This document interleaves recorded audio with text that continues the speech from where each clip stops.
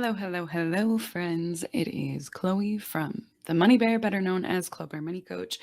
And if you are watching the YouTube video, one of our four subscribers who watches the podcast instead of listening to it, you will see that I look like a hella mess because my life has been nothing short of chaotic right now. I'm like trying to organize the flyaways and not look so shiny and gracie because I just sat down and I was like, I need to really record an episode because I'm so behind. What should I do? And I was like, wait, I have a bajillion questions from people that I can answer on a podcast episode. So we are going to cover your guys' questions. So if you follow me on Instagram, you know occasionally I'll do a little ask me a money question in my Instagram stories. And that is where I am sourcing these questions from today. So if you are ever in my stories and you see that, use that as an opportunity to ask your questions because you never know. It could end up in a podcast episode. So we will get right to it. Like I said, my life has been chaotic. So I'm going to aim for this to be about 30 minutes. We'll see. I don't know if that's possible, but we're going to dive right in. Before we do, though, friendly reminder to please rate, review, and subscribe. It literally means the world to me if you do that. It helps us grow. It reminds me that you want us to keep doing these episodes. And I absolutely love your reviews. Like, they make my day. So thank you. All right, let's get to it. Okay, so the very first question that I have on my list is what do you do about transferring an account you already have? For example, Robinhood to TD Ameritrade. Now, I get this question all of the time, and I'm happy to tell you that it's pretty simple to do a transfer. So, actually, just a couple weeks ago, I had my mom transfer from TD Ameritrade to Fidelity because she had heard me talk about how much I love Fidelity. And she's like, I want to get in on this Fidelity. And so we went online and you start the process with the new brokerage you want to use.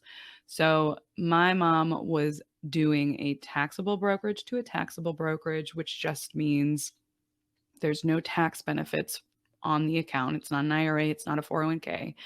And we went to Fidelity, went to open an account.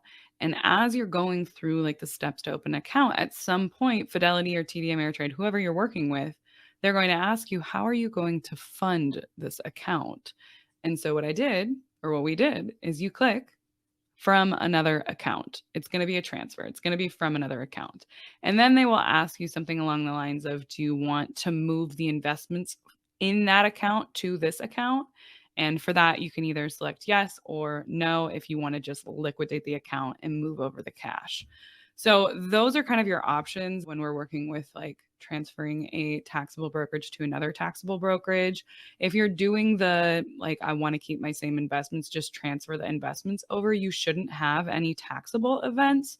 So that's why you might choose that option over liquidating the account, because if you liquidate the account and you have capital gains, you're going to have to report that on your income and pay capital gains tax on those. So in order to avoid that, you want to do that trustee to trustee transfer, also known as an ACAT transfer, ACAT transfer, where they're taking the investments that you have in the old account and they're essentially just moving them on over to the new account. If you have questions in the process, like especially if you're using Fidelity, no, this isn't sponsored by Fidelity. I wish it was. It's pretty easy to just give them a call and they'll walk you through any questions that you have. But there's also for pretty much every single brokerage that you're trying to transfer into, I guarantee you there's a YouTube video somewhere. So definitely use YouTube. I mean, come on. YouTube's an amazing resource that I think people forget about all the time. So, but yes, that process should be relatively simple for you. And since you're using Robinhood, I'm assuming it's a taxable brokerage account. If you're doing like a Roth to Roth or a traditional to traditional, the process is pretty much exactly the same. You just really want to make sure that you're not liquidating anything or you're not withdrawing, because if you're withdrawing, that sets a ticking clock that will essentially give you, I think it's 60 days to get that money into the new account. If you don't get it in time, well, then you're going to have a withdrawal. And a withdrawal is not great because then you're going to have to pay taxes and a penalty on it. So I hope that answers your question. It's a question I get all the time. Okay, so let's see here. The next question I had is, what did you read or what resources did you find that helped you in your financial literacy? So, I actually have all of the resources that I use to educate myself. Well, not all of them, but most of them, like my favorite ones, inside of my free guide. And you can get that at moneyrightguide.com. Again, that's moneyrightguide.com. And we have that in the show notes too. But I'll give you my top three favorites because most of the stuff that I did to educate myself was free. That's what I love telling people is like, you can absolutely learn this stuff for free. It's going to take you longer. You might make some mistakes, but you can absolutely learn this stuff for free. So, my blog is called Millennial Revolution. And Millennial Revolution, they also wrote a book called Quit Like a Millionaire, but they're actually Canadian. But everything that they wrote about in their Investing 101 series, they made it relate to both Canada and the US. So, incredible blog. But I don't know if I use them precisely for my investing education. It was more like they were my inspiration to even pursue financial independence, to like looking at their blog made me so jealous. And so I was like, well, if you're jealous, it's a sign that you want to do this, Chloe. So go out and do it. And so I did. And look at us now. But they do have an amazing investing series that's completely free. They've got tons of blog posts and they have a book as well. So I absolutely love Millennial Revolution. That is, again, links to all of that is in that free guide that I mentioned at moneyrightguide.com. The second, I have to mention a podcast because I listen to so many podcasts. One of my favorites was Choose FI. Choose FI is a huge brand. They're really kind of like a go to resource for people who are looking to retire early. And I would binge listen to their podcast. I just loved hearing stories of people who were making a lot less money than me, who were making more money, who were making the same amount, achieving things that I never thought were possible with their finances. So I found that really inspiring. But I also love that they have local communities. So, like, if you want to hang out with other people who are finance nerds or get inspired by them, there's local meetups. And when I was in Chicago, I actually held or hosted a couple of meetups myself and made some friends that way because I love talking about money. It's my favorite thing to talk about.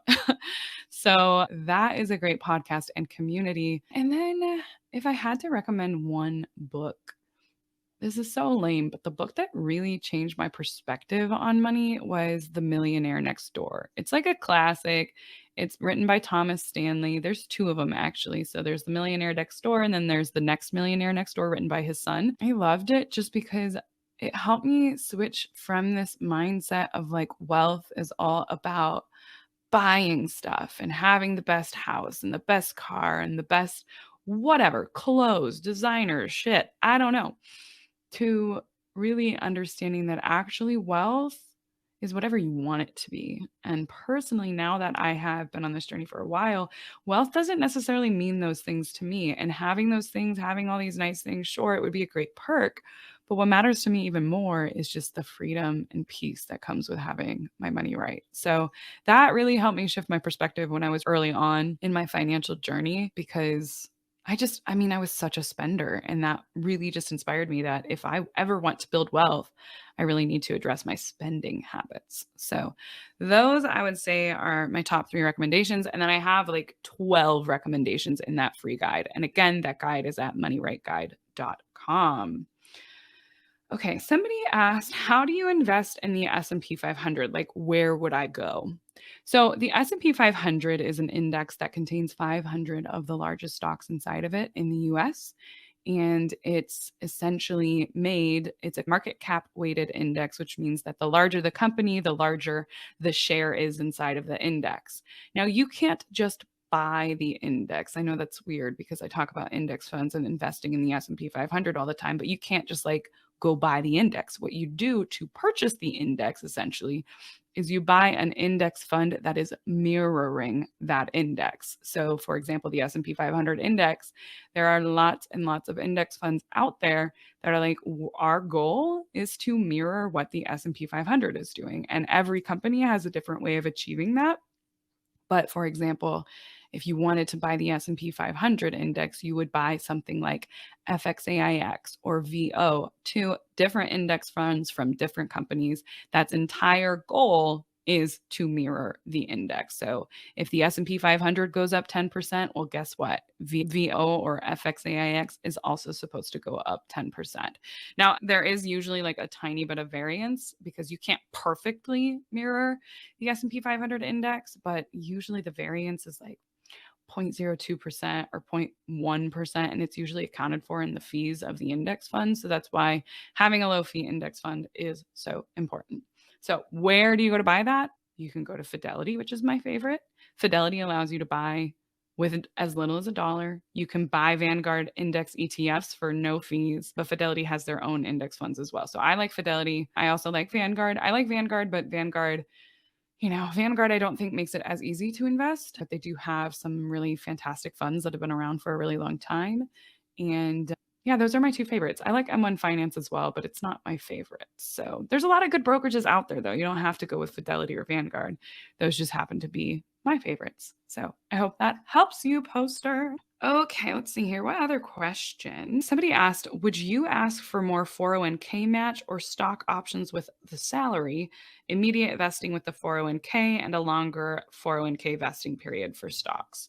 Ooh, that's a good question. Honestly, if it were me, it depends on what investments inside of the 401k are available to me. I think I would rather go with a higher match in the 401k because that's just a 100% return on your money, which you can't really get anywhere else. And if they have good investment options, I like the ability to buy what I want, not just only get the stock options from the company. So it depends. I mean, if it was a company like Amazon or Apple or, some big tech company, obviously, if you're getting their stock options, you have that potential to make a lot of money with those stock options. But you're also going to experience a little bit more volatility because we all know independent stocks are volatile. Especially when you're working with something like a growth company or a tech company. So if you're comfortable with that level of volatility and you want that opportunity potentially to make a lot more money, then you would probably want to go the stock options route. But if you are not comfortable with that level of volatility or it's not a company that you really do want to have that much exposure in, then personally, I would probably go with the extra match. The extra match, if they're willing to do that, would be clutch. Because again, that is 100% return on your money. 100%. 100%. That's kind of cool, right? Like, I would take that. I would absolutely take that. So I'll be curious. I'm curious what other people would do. So if you have an opinion, let me know. Here I am just talking to the audience. You know where to find me. You know where to find me. All right, let's see here. How do I learn to invest? I love that question. My friend, I have a podcast for you. I have a blog for you. I have a free guide. I have a free investing class at investing. What is the investing class? Lazyinvestingclass.com. I just got new links, but those links are in the show notes. So I have tons of free resources to get you started. I have paid options too, but you're not required to do the paid options. I've got tons and tons of free content for you to get started. The way that I learned was through free content.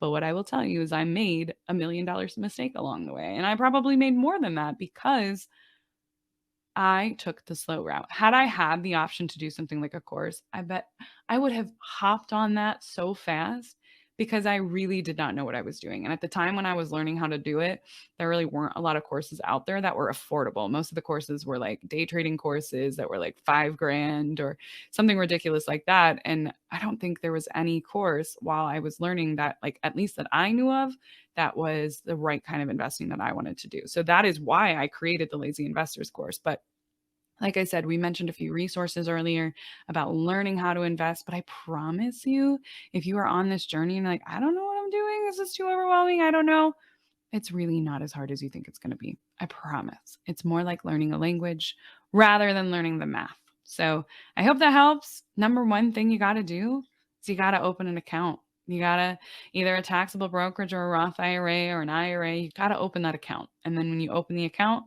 you got to connect a bank account to it or some kind of funding, whether that's from an old account or whether most of the time it's coming from your bank account. And then you got to transfer that money. And then when that money gets transferred, you have to buy investments. So we have tons of free education to get you started on that. I hope that helps. Lots of links in the show notes, my friends. Okay, let's see here. Somebody said, do you recommend a percentage or a set money amount for contributing to both a pre-tax deferral and post-tax Roth. So this person's probably talking about like a 401k, and they're doing both traditional 401k contributions and Roth 401k contributions. In terms of like how much to do in each, is it really, it's a guessing game. Nobody knows what's going to happen to taxes in the future, even if we can speculate and think that maybe taxes are going to go up, or maybe they're going to go down, or maybe you're going to leave the country and you're not going to have to pay any taxes. Who knows? There's really no way to know for sure. The only thing we know for sure is what tax rate you're at right now. And that is the benefit of using a Roth account, whether Roth IRA or Roth 401k. Now, you're not going to get any tax benefits right now. So if you're a high income earner, that may not be appealing to you, but you are going to have that security in knowing that everything inside of that Roth 401k account, except for the employer match, is going to be completely tax free when you pull it out. That's kind of nice, right? Rather than having to pay taxes in retirement, where money might be more of a concern, you don't have to worry about that. So I think you have to ask yourself, well, which of these things do I want to prioritize more? Which of these things is more important to me? And for me, right now, as a business owner who is earning more than I ever thought I would earn, I go the traditional route because I want the tax breaks now, because I think I'll have a little bit more control over my tax bracket in the future. But some people will be like, Chloe, you don't know that. You didn't know that. You should have gone the Roth route. Yeah, I'm willing to take that risk. So I go the traditional route, but I'm not everyone. I'm not probably even standard. I think for most people, the Roth account makes the more sense because you're able to just not worry about paying taxes ever again in the future. All that money that you're making inside of that account, you're not going to have to pay taxes on. And that is pretty cool. That is pretty dope, I would say. So I hope that helps. It doesn't really give you an answer to what percentage or what money amount do I recommend. I think that if you are really struggling and you're like, I don't know, first, it's a high class problem to have. If these are the kind of questions that you're asking yourself, those are good problems because you're actually investing, you're doing the work of investing. But if you're trying to optimize and it's keeping you up at night, you could always do a 50-50 split so that you have options. You have tax diversification in retirement rather than I only have Roth money or I only have traditional money. So I hope that helps, my friend. Okay. Somebody else asked, put money into own house to rent as an Airbnb or invest it in index funds. I think these questions are so funny because it's like, oh my God, I have no idea. I don't know. I don't know the information on your Airbnb. I don't know what the market is requesting. I don't know your lifestyle preferences, but I'm going to give you my opinion anyway. So this is all with my very biased opinion and with the information that you gave me, which was one sentence. Here's the thing with Airbnb and fixing up your home to prepare it for an Airbnb. That's going to take time. It's going to cost money, and it's also going to take a lot of work. You're going to have to manage it. You're going to have to post it. You're going to have to get renters in there. You're going to have to do all of those things. And then if anything goes wrong in the renting process, whose responsibility is it to fix it? Well, unless you have a property manager, it's going to be your responsibility to fix it. Now, a lot of people go the Airbnb route because they're more interested in bringing in money right now. Investing in index funds is not going to bring you in money right now. What it's going to do is it's going to help you for your future 10, 20, 30 years down the line. But it is not going to address a solution to cash flow, to bringing in income right now. Okay. So these are really two very different things with two very different goals. Now, you already own the house, so you're going to benefit from any appreciation that house will have someday. But in terms of cash flowing the house, you really have to ask yourself, am I willing to put in the money to potentially cash flow my property, make money from it, and either reinvest it into the business, use that money for my living expenses, or use that money to invest? So the Airbnb option is absolutely an option, especially if you are deciding that I want cash flow now, I want money now. I don't want to just invest for my future the lazy way through index funds. I also need to make some money right now. So that's what I'd say. If that is your bigger concern, is getting money right now, then you should probably be focusing on something like the Airbnb or whatever it is that you want to bring money in right now. But if you're like, I'm just trying to retire someday and I don't really want to do a lot, index funds, baby, index funds. And here's the thing too, you don't have to do Completely all or nothing. In fact, I think that it's a mistake to only do one or the other. If you're able to do a little bit of both, I think that's where you really find your sweet spot. Cash flow may be an issue and you've got to choose one over the other. And that's the question I think you have to ask yourself. What is more important, building wealth long term or investing now to be able to start developing some passive income? That's one of the things that I don't have enough of. So I recognize that I'm certainly not the expert, but it is true in that index funds, it's not going to happen overnight. You're not going to make a lot of money in the next 30 days or the next 3 months or the next 6 months. It's going to take years, if not decades. So that's what you got to keep in mind when you're comparing the two because they're very different things. I hope that helps, my friend. That was a good question. That was an interesting question. I know I made fun of it for, not being specific, but I do still really enjoy the question. All right, let's see here. Best high yield savings account or CD that you recommend. So I don't currently use any CDs. CDs are certificate of deposits. CDs are like a guaranteed way for you to make whatever interest rate you purchase the CD at. I know a lot of them are around 4 to 5% right now, which is fantastic. They've been way lower than that in the recent years. So they're a really great option if you are able to lock up your money for a few years. So CDs, most of the time, you have to lock your money up between 6 months to a year. And the longer you lock that money up for, the more interest you earn. So, the perfect scenario for somebody to use a CD is like saving for a house, saving for some kind of future major purchase, whether it's a car or a wedding or something along those lines, where you can actually lock that money up. The high yield savings account is the perfect place for your emergency fund for any money that you might need in the next month, 2 months, 3 months, at any time, essentially. An emergency fund, we don't know when those emergencies are going to happen. That's why they become emergencies. So the high yield savings account that I use, Ally, ALY, that is in my free guide. A link to it is in my free guide. It's not an affiliate link because I don't think they do affiliates, but that's the one I've been using for years. Right now, I think the interest rate that they're paying is like almost 4%, which is great. It just goes along with the federal interest rate. So it's going to change as the federal interest rate goes up. So does the interest rate that your high yield savings account is paying you. And as the interest rates go down as well, also so goes our interest rate and our high yield savings accounts. Yeah, I would say Ally is my favorite just because I've used them the longest. They have no fees. They even removed any fees. Like, so with all high yield savings accounts, if you withdraw more than 6 times a month, there's a fee. I think it's like $20 to withdraw anything over 6 times a month. Ally actually waived all of those fees during the pandemic, and they are still waived to help people out, essentially. So I think they're a fantastic bank. They don't have fees. I've never paid a fee. And yeah, I like their savings buckets too, because they help me organize. Like, I have the emergency fund bucket, I have the tax paying bucket, I have the living expenses bucket. So it just helps me organize my finances, and it also gives me an extra interest rate. Now, Ally is not the top paying high yield savings accounts. I know that there are other accounts out there. Like, I think Marcus is a little over 4%. And then they also have a referral program that gives you bonuses. So I know Marcus is great. I know a lot of people like SoFi. There's tons of them out there. What I look for is I just make sure there's no minimums. I'm not paying any fees and they have a competitive rate. Right now, anything around 4% is pretty competitive. So like I said, my Ally, I want to say is close to that. I just can't remember what it is currently, and it changes all the time. And then I also use Yotta, YOTTA. Again, that is in the free guide, moneyguideright.com. The reason I still have Yotta is because when interest rates are really low, I actually make more money in my Yotta account than what I do through a traditional high yield savings account. Yotta, again, not sponsored, but Yotta is kind of gamifying savings accounts. They essentially, when you have money inside of the Yotta account that is saved, not in their DeFi products, do not use their DeFi products.